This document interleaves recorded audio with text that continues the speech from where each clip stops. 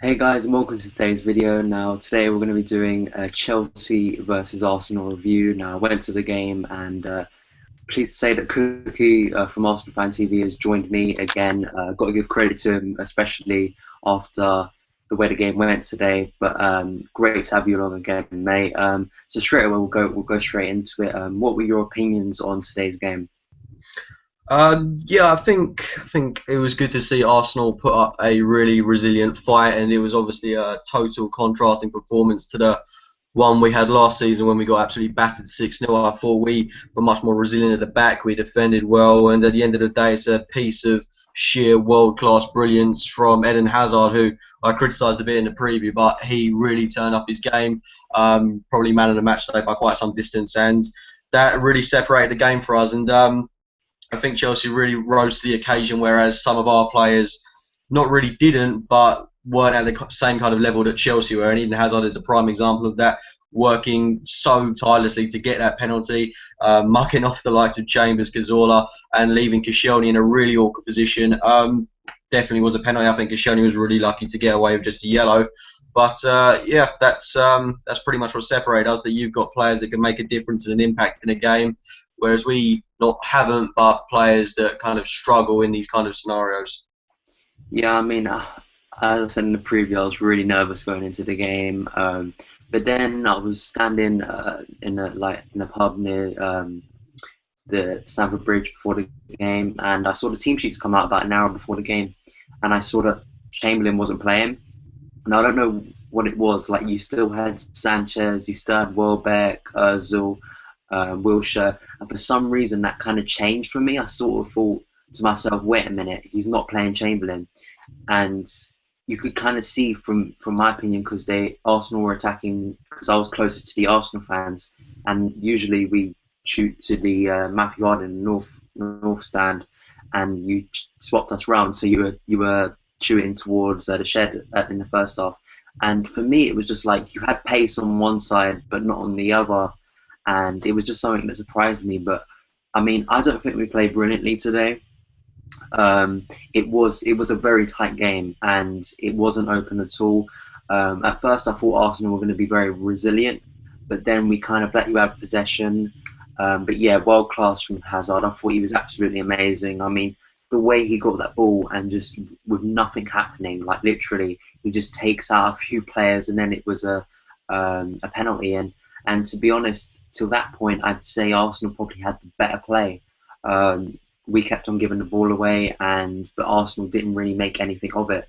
So I was happy to be in front, brilliant to be in front. And then second half, I felt that you kind of had this long spell where you just had the ball, and we were sitting off. I think Jose brought on Mikel, and you just had this long spell of possession. It could have been for like 10 minutes, and you didn't make anything of it. And then, of course, Diego Costa, brilliant wolf assist Fabregas, and then Costa just thinks it over the keeper. And really, I'm happy we won. It wasn't the best performance, but we were clinical when we needed to be. So I'm just gonna quickly give some read some comments off Facebook, because I went on Talk Chelsea FC. It's a great group. Go on there and just to get some opinions from you guys. Ajay said Chelsea played really great. Hazard or Oscar for man of the match. Everyone played great, but Hazard deserved man of the match over Fabregas. I do agree with that personally. I think Fabregas, because it's against Arsenal, like probably gets man of the match, but Hazard remaining. Ile says, just gonna say King Mourinho. Lingesh says Wenger doesn't even compare tactically to King Jose. And then Lewis says, great goals, great defending, dominating performance.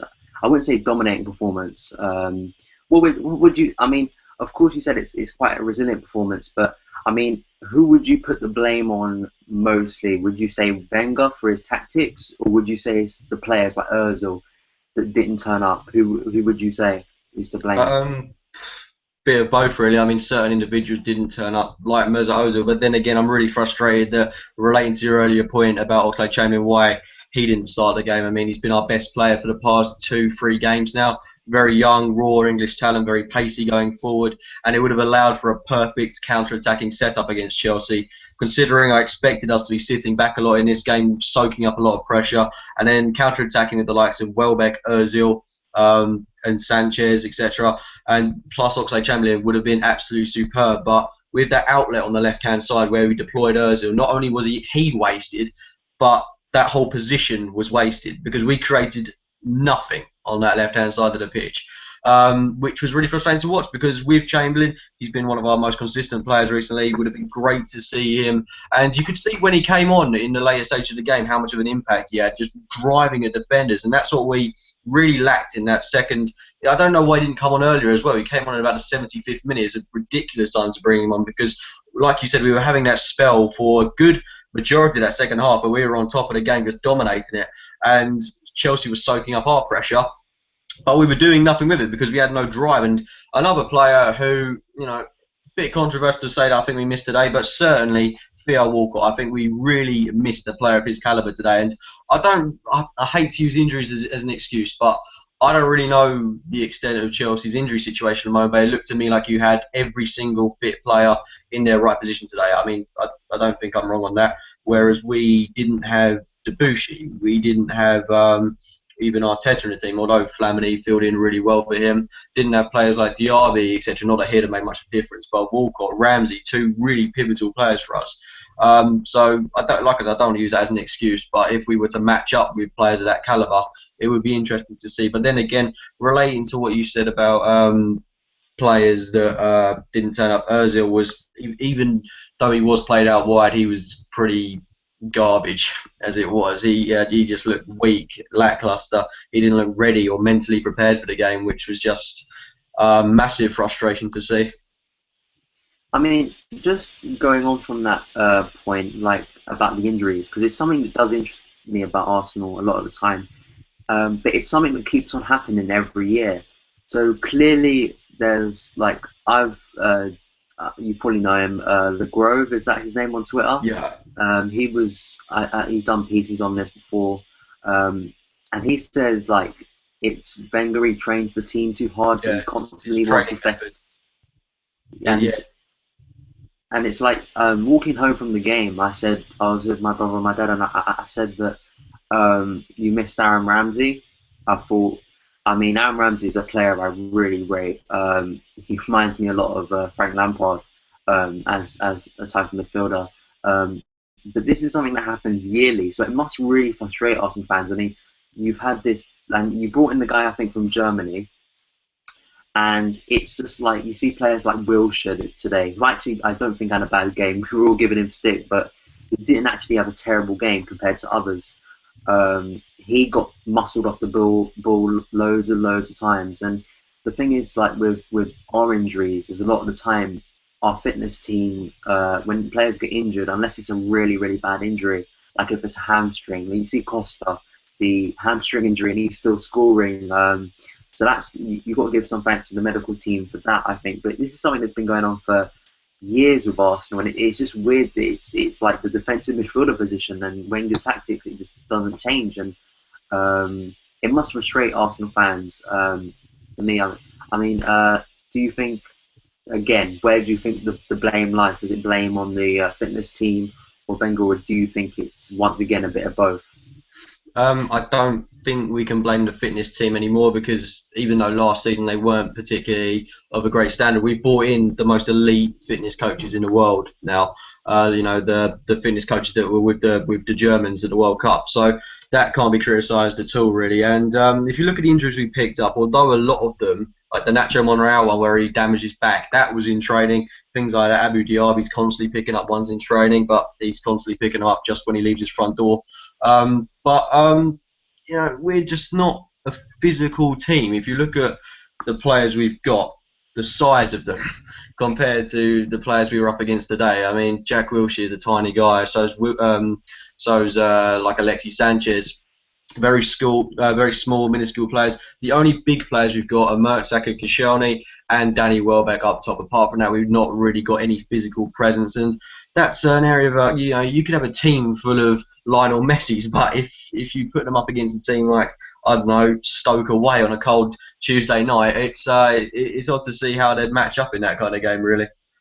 Yeah, I mean that was the thing, and also something that I saw a lot, because I don't think we played amazingly well today. I think I just think we were, as I said, we were clinical and we needed to be. But one thing, I think we were giving you like way too much possession, and it was until like we actually started realizing, like most times when you play Arsenal, the way to beat them is to get up on their in their faces. And there was a lot of interceptions from Matic, who I think had a brilliant game. Cesc as well, constantly making an interception. There was one that I think probably most Arsenal fans will look at and think will not like, is the one you may have seen as a vine going on around about when it happened like just down below from where I was sitting, and it was Cesc taking the ball away from Özil, and Özil like on it, he got his face like flat on the ground, and Cesc running away from goal with it, and that was for me another problem. Like Flamini had a decent game. He was one that constantly I looked as a weakness, but actually he wasn't the one giving the ball away.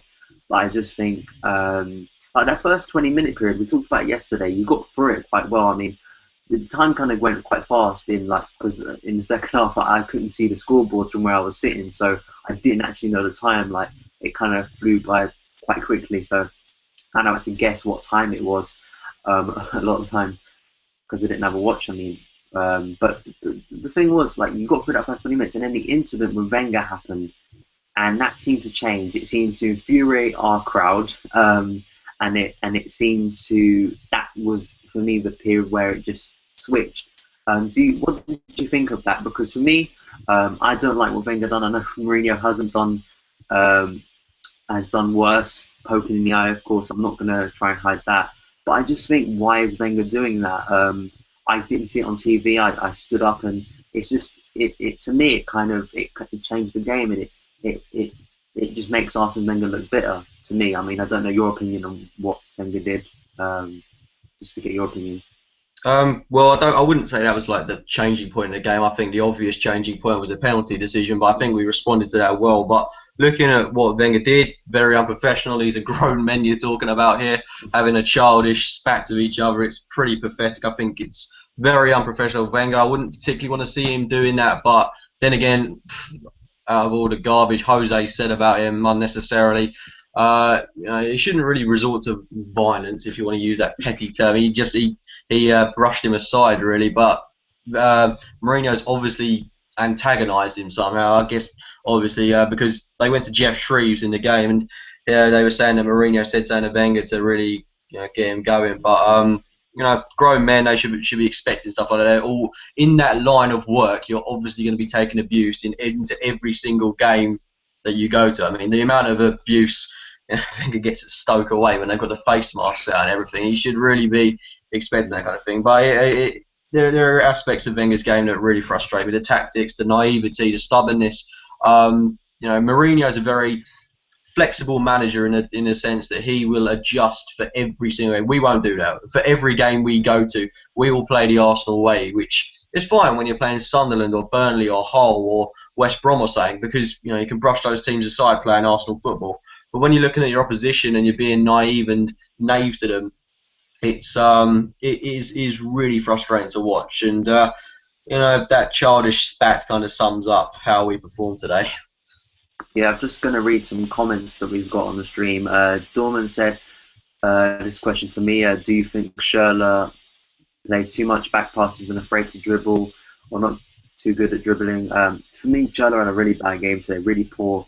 He was the one constantly giving the ball away, making bad decisions in the final third, and that's why I was surprised we got in front. But then when you get a player like Hazard doing that, I mean, that was that's just world class. I mean, and then Daniel said we had our injuries last season. Also, we didn't have Ramirez. That's a good point. Um, and then there's others here. We talked about Wenger's behaviour. There's a few comments on that. Um, there's one down here. Wenger specialist in failure. We've heard that one before. Wenger can't deal with the pressure of Jose. Then there's a load of abusive comments to Wenger, which I won't read out. Two questions here from Henry. One, Willian or Schürrle? I'd go with Willian at the moment. His form he's not in good form at all. How do you think we can still use Felipe Luis with as being Branislav Ivanovic form? Felipe Luis is a good player. From what I've seen of him, I think he played 2 games so far. He looks really good.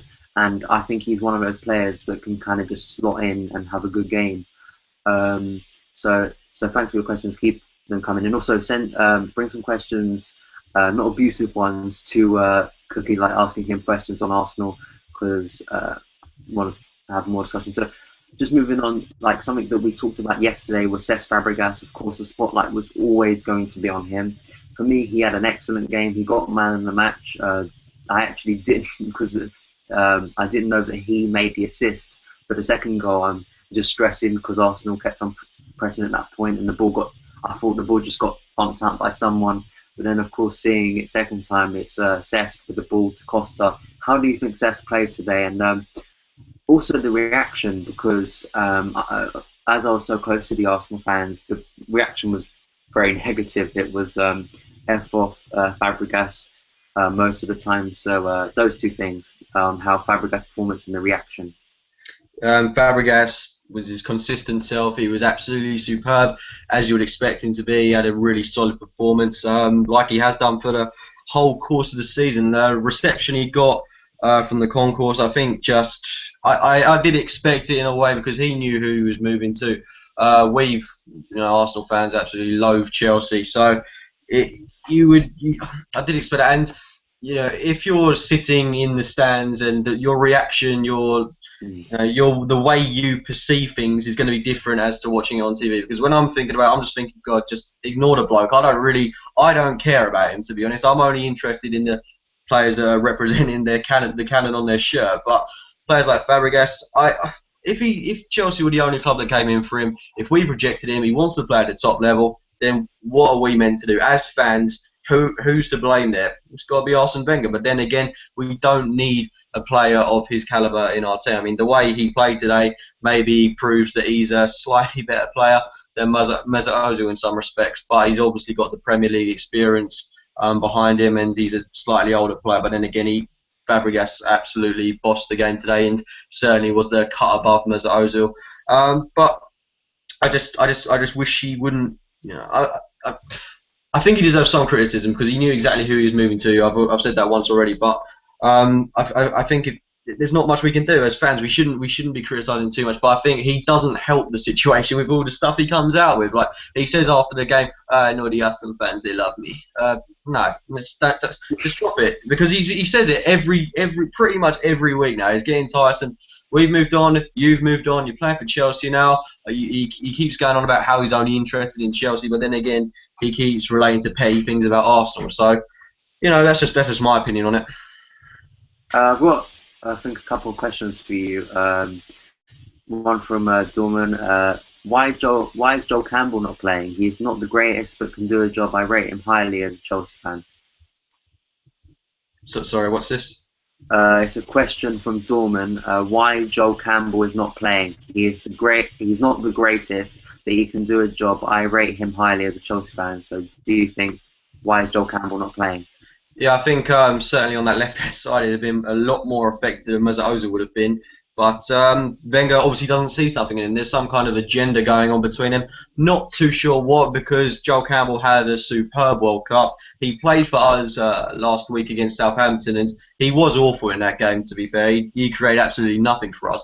But considering he's played barely any football, I can't really criticise him too heavily because we haven't seen enough of him. We haven't seen him get a run of games. I don't really know how he's going to get into the team now, considering we have no League Cup for him to really prohibit himself. But I think he's a great talent. It's a shame we're wasting him. If he's not going to play for us, why didn't we send him out on loan? Wenger said so many times how he's going to play for us, but we're yet to see that apart from a few League Cup fixtures.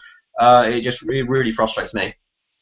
Yeah, I mean, I think the thing is, like, as you say, just frustration. And I was watching, of course, because Arsenal Fan TV kind of put it up. I did walk past Robbie. I was going to actually try and get an interview with him, but kind of had to that quite quickly.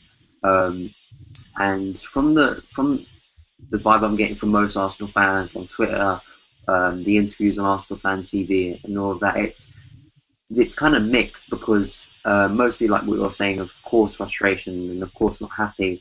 But then there's some who are saying, well, at least we didn't get beat 6-0 and we competed. But then there are others who are saying that this highlights it doesn't matter how much you lose by 8. These are the games you have to get something out of if you want to be champions. And this highlights why Wenger is not the man for the job and why he won't win us the league. So I mean, I think I saw a question there about where do you think Arsenal are going to finish in the league? 9 points clear now. I know you said yesterday that doesn't mean a lot, and I still don't think it means a lot. A lot can change very quickly. But after seeing the game today and after seeing how Arsenal yet again did not win or even take a point from one of these big games, what are your opinions after today's game on where Arsenal are going? They have actually I think they have quite the next 3 games are quite easy actually, so you can pick up some points in them. Yeah, I certainly think that we're still definitely going to finish in the top three, if not top four. But I think winning the title is slightly beyond our reach because Chelsea have certainly got the more capable and more prolific squad at the moment, and have got a lot more depth within their team. But today's performance and result, I don't know quite how many teams are going to go to Chelsea and actually get something out of this. Mm. This is the kind of game that when you look at the fixtures, you kind of write it off in a way. I don't mean that in a negative sense, but I always look at for Old Trafford away. I wonder when that's going to come because I really don't expect us to get anything there. And it's kind of similar with this fixture. And I doubt City will go to Chelsea and come away with much. I doubt United will. I doubt Liverpool will. I think you should have the beating of all of those sides. If we were to beat you in a reverse fixture, which comes at a much more pivotal time in the season, then that could be vitally more important to us. I mean, 9 points. It's a significant gap, but it's certainly not a title-ending gap. It's something that we can certainly rejuvenate on. Look at the teams we've already played. I mean, out of all the other candidates for the top four, I think we've only got United and Liverpool left to play. We've already played Everton, Spurs, City, and now Chelsea. We are seeing 8th in the table. It doesn't look good at all. But I think there's a lot of time to replenish, rejuvenate, get the squad back together. It's the start of October, for God's sake. There is a long way to go. But I'm still confident we'll finish in the top three. Yeah, I mean, you've got some positives with Theo Walcott coming back that will give you more pace, and then probably what you'll have is a situation where you can have 2 wings, like where whoever you play, Sanchez, Chamberlain, or Sanchez and Walcott, you're going to have pace now, and it's not just going to be on one wing. If Wenger decides to, he's got to play Walcott, and then the question is, does Ozil still play? Are you carrying Ozil? Does he still play in front of Jack Wilshere or I don't know? And also you have Serge Gnabry coming back, who I really rate as a player. I think he's a brilliant young prospect. He also has pace and potential. But I mean, the thing is like for me, I think Arsenal today, they I wouldn't say they impressed me. They played better than before, but it's in these really big games, like when you go to City, for instance, or United, and can Arsenal deal with power? And I don't know. I still think you're short, and I still don't know why Wenger didn't spend the money. And in the post, something that really kind of annoyed me was Wenger in the post-match press conference referred to, I may be taking it out of context, this is what I saw from the interview. He said they use their financial power. And to me, that looks as an excuse to say, well, Chelsea have all this money, we don't. And to me, Arsenal fans or Arsenal Wenger can't use that excuse anymore because we know for a fact Arsenal have money. They didn't spend it. And, I mean, he's got to be blamed for that because he's not spending the money. And if he wanted to compete and not lose these very tight games, why didn't he go out and sign Carvalho from Sporting Lisbon?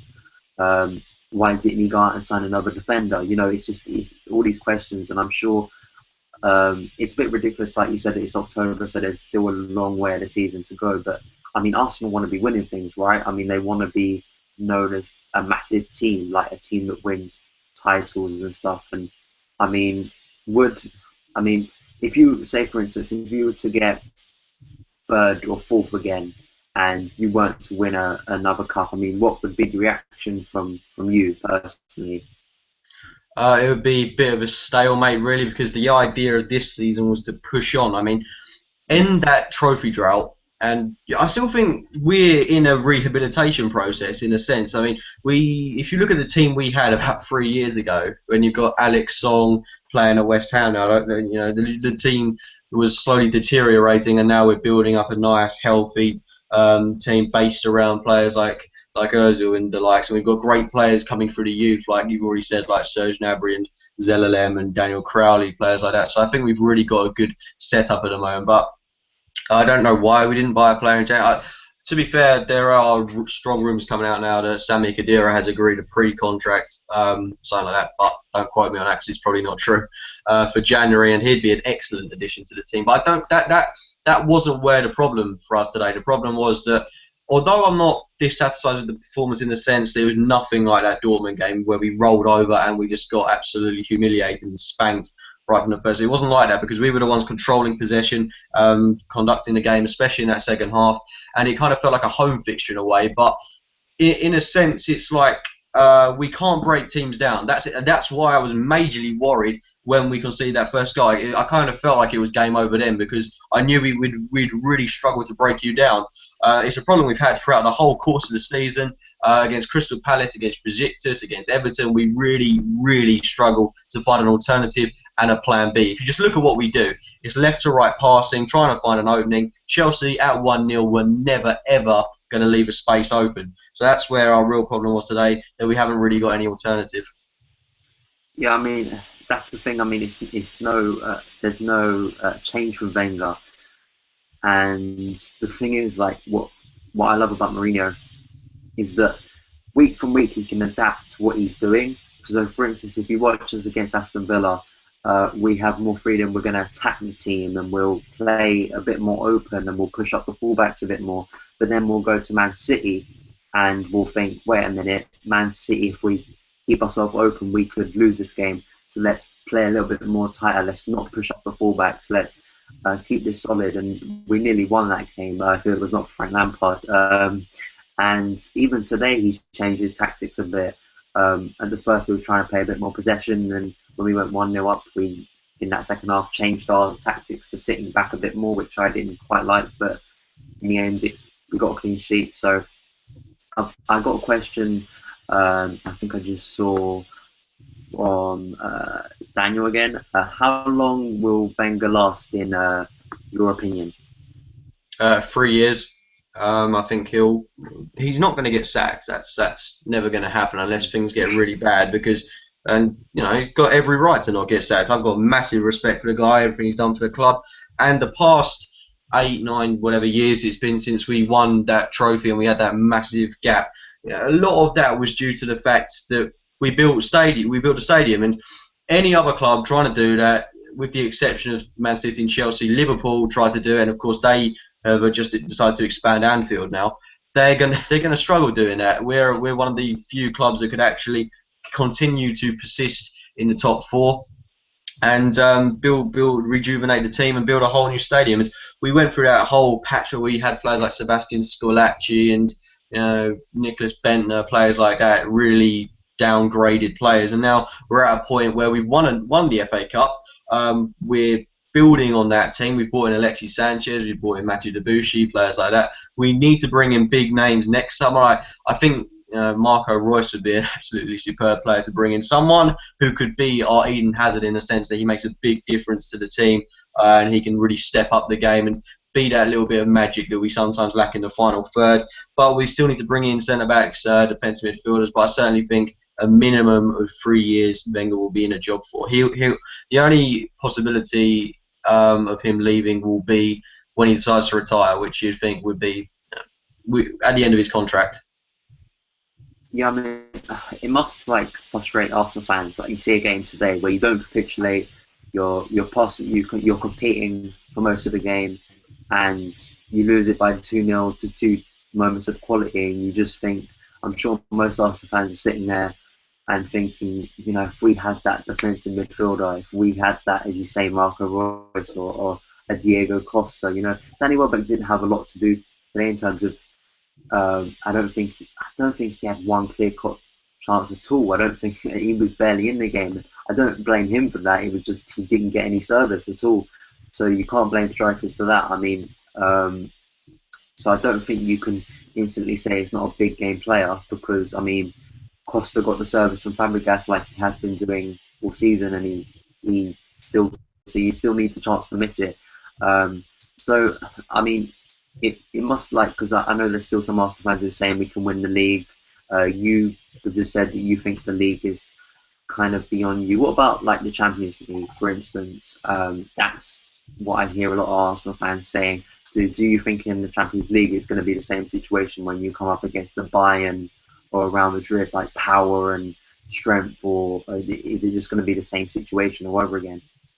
I don't know really. I mean, we usually tend to perform well in Europe against big opposition. I don't know why. I just think we seem to rise to the occasion in those kind of games, and I think Wenger is possibly a bit more ambitious in that tournament. And I'd like to think that as well because I'd personally much rather see us win the Champions League than the Premiership. Not because it's a more prestigious tournament. I think obviously the Premiership should be number one ambition, but we haven't won the Champions League. It's a competition I absolutely adore and I love seeing us in it so often. But we normally do very little in it, and we've been very unfortunate in recent years that we've botched up the group stage. And what I mean by that is we've had every opportunity to finish first. And what frustrated me most about last season was that we could have easily topped the group. All we needed was a draw against Napoli, but the team didn't turn up, and we were awful in that game. And we gave the group away to Dortmund, who topped the group.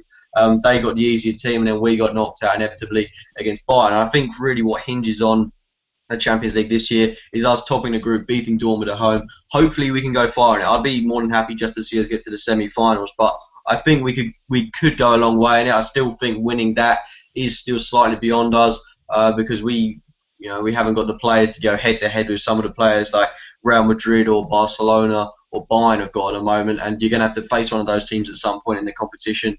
But it's certainly something I'd like to think Wenger's ambitious about, and I really hope that we can go far in it. Yeah, I mean, I also heard that like I think the Champions League is a bit weird when you're going for the title, like Chelsea. I mean, the Champions League like kind of becomes like one of these things. It was a bit like last year. We were kind of going, even though we were in transition last year, we were kind of like Champions League was kind of there, and then suddenly we're in the semis, and I couldn't quite believe that we'd actually made the semis. Um, so I think also when you saw us win the Champions League, I mean, we didn't have an amazing squad. Um, and we had, I think we had a lot of luck go our way, but also we had a lot of characters on our team, a lot of a lot of, I'd say, yeah, character and strength and spirit, and I think that's what Arsenal got to show in these big games to win them. Because if you don't have strength and power and spirit, then and that's the thing. I mean, overall, like frustrated, I think is the way most Arsenal fans. I'm happy with it. I said I was nervous before the game. I think a big sigh of relief came over when because I mean, beating Arsenal, beating any local rival is always good. So, I mean, just overall, I mean, I've heard a couple of comments saying that we should probably do this again, hopefully in the future, because I know we're playing you in April, I believe. And I mean, do you think? I mean, what do you think of Chelsea? That's I've kept on asking you about Arsenal, but what do you think? Other than today, what do you think? What can you see of Chelsea? Like, do you think it'll be just a really tight race between us and City, or do you think Chelsea could potentially not run away with? I don't think like 12 points, but do you think it could be a situation where it won't go down to the final day? No, I think you've got the most complete and consistent squad in the league at the moment. You've got a player that you can rely on in every single position, and a player of equal quality to back that person up. For example, Azpilicueta and Felipe Luis, absolutely of superb quality. So I would have money on Chelsea winning the league at the moment, but then again, it's really early to say at the moment. I think we can only really fairly judge it by Christmas, and City haven't really impressed me all that much. They're another one that struggled to break teams down, and they seem to have players of not exceptional quality in certain areas of the pitch, and inexperienced players as well. Like Mangala, he had a really good performance against Chelsea and a fairly shaky one the following week against Hull. So it's really interesting to see. I don't think it's just going to be a dead horse race between Chelsea and City. Really. I think there are other teams that could come into the frame of things. I think United definitely will at some point come into it. I don't think they'll be able to do it on a consistent level because of their squad depth. It's not the best, but I certainly think Chelsea will end up winning it by a considerable amount of points, maybe 5 or 6, something like that. Yes. good to hear from an Arsenal fan, but I think I think we've got a good squad. I mean, I think the vibes from Chelsea fans today, we were quite tense. I think for most of that second half, just and once we got the second goal, I think a bit all of our fans kind of grew in confidence, and I think from there it was a really interesting game today, and one that, I mean, it's always great to be at big games, and these are the games as a fan you always look forward to, as much as maybe they'll stress you out beforehand, and during the game I was just happy we got the win. So I've got to thank you, mate, for coming on. Even though it wasn't 6-0, I understand after I mean I've experienced bad losses with Chelsea, especially against Arsenal, like the 5-3 a few years ago. I've actually been at games where you've beaten us before, so I mean it is tough. So I've got to thank you for coming on and discussing the game, us talking about Arsenal, and also for you watching and supporting. Currently, just say a quick update. I saw the Chelsea fans channel. This is something that I've saw on Twitter and Facebook. They're starting up again. I'm going to try and get involved in it. It looks good. Try and get it as big as Arsenal Fan TV, maybe.